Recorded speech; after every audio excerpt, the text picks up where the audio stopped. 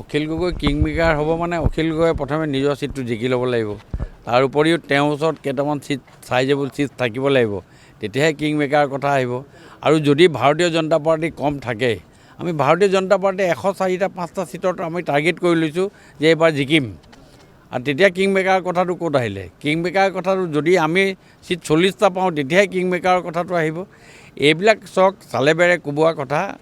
আজি অখিল গগৈ নিজৰ জেগাত শিৱসাগৰত তেওঁ পোষ্ট অফিচ নাইকিয়া হৈ গ'ল। তেওঁ পোষ্ট অফিচ নাইকিয়া হৈছে শিৱসাগৰত। আজি তেওঁ এইবিলাক কথা কৈ আছে। এইবিলাক হ'ল অখিল গগৈয়ে মানুহক আবুৱা কথা কৈছে।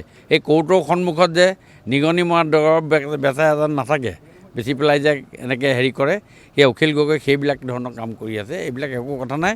এতিয়া ভাৰতীয় জনতা পাৰ্টি আৰু মিত্ৰজোঁটৰ চৰকাৰৰ দিন। আজি আমাৰ এই যোৱা নিৰ্বাচনবিলাকত আমাৰ যি ৰিজাল্ট হৈছে, সেই ৰিজাল্টে 26ৰ ইলেকশ্যনত আমাৰ যথেষ্ট ভাল হ'ব। আজি বিৰোধীক আমি অনুৰোধ কৰিছোঁ, ভালকৈ R&D কৰক, ৰিচাৰ্চ কৰক। 31ত ভাল এজন বিৰোধী দলৰ প্ৰতি আপোনালোকে হ'ব পাৰিব 31ত। এইখিনিয়ে কথা।